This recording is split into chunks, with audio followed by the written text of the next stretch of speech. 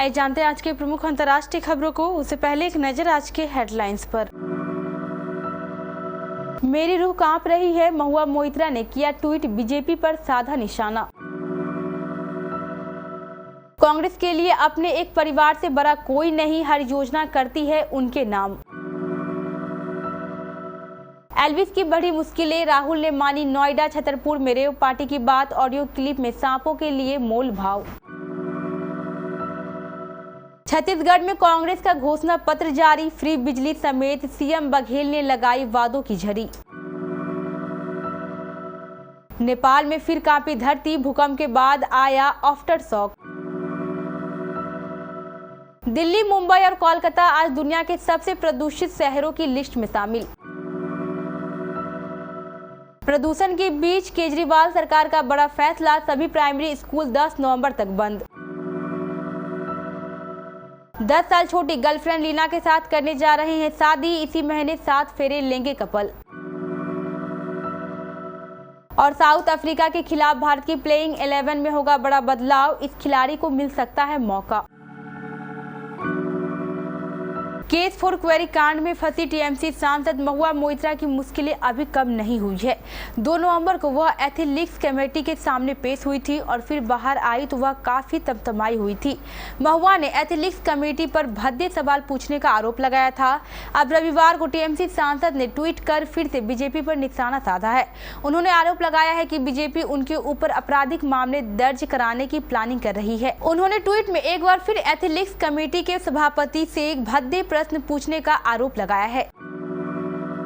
प्रधानमंत्री नरेंद्र मोदी ने रविवार को मध्य प्रदेश के सिवनी में जनसभा को संबोधित करते हुए कहा कि एमपी एक स्वर में कह रहा है कि बीजेपी है तो भरोसा है, बीजेपी है तो विकास है, बीजेपी है तो बेहतर भविष्य है।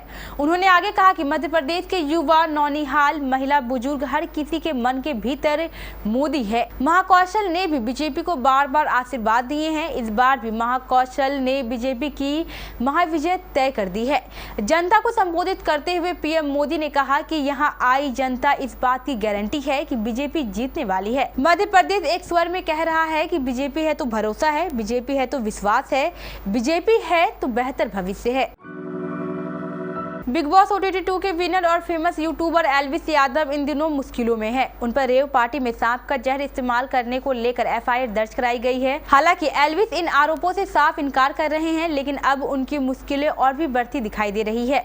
2 ऐसे ऑडियो क्लिप सामने आए हैं जहाँ rave party agent Rahul Yadav किसी से फोन पर बात कर रहा है। वह ऑडियो में जिस शख्स से बात कर रहा है उससे बातचीत में सांप के जहर, रेव पार्टी और एल्विस यादव का जिक्र बार बार किया जा रहा है।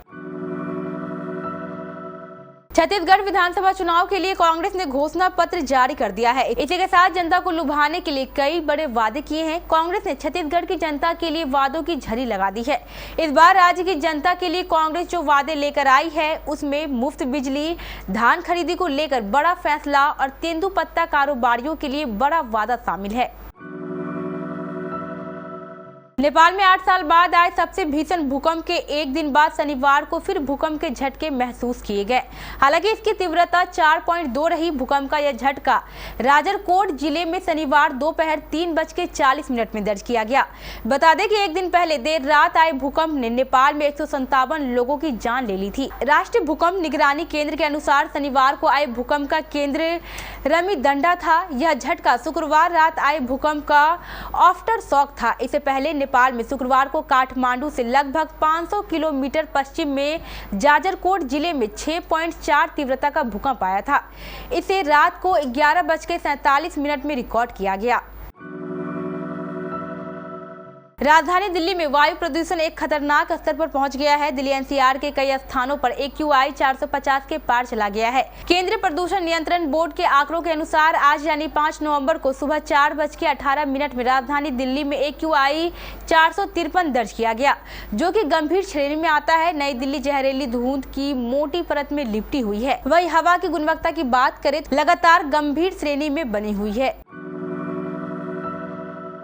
दिल्ली की शिक्षा मंत्री आतिशी ने रविवार को बताया कि राष्ट्रीय राजधानी में खतरनाक स्तर पर वायु प्रदूषण को देखते हुए 10 नवंबर तक प्राइमरी स्कूलों को बंद करने का सरकार ने फैसला लिया है।